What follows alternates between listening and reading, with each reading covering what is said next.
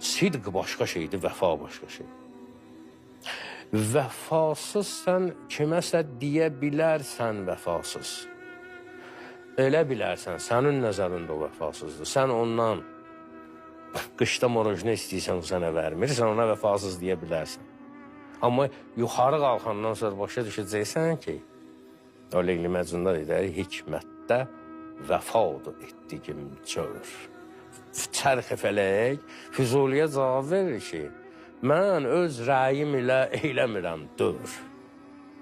Hikmətdə vəfadır etdigim cövr.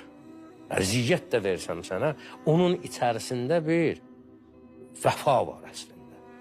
Sən mənə vəfasız deyə bilərsən.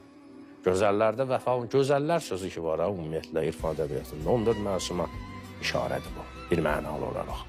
Xublər də deyərlər, gözəllər də deyərlər. Hələ ki, bir gözəl silsilə-i eşqinə düşdüm nagah. Silsilə-i eşq. Axı, bu dünyəvi olsa silsilə-i eşq nədir? Belə söz deyər Füzuli. Bir gözəl silsilə-i eşqinə düşdüm nagah. İstər 124 nür peyğəmbər, istər 14 məsum. Amma Allah hamısı əslində bir gözəldir ya.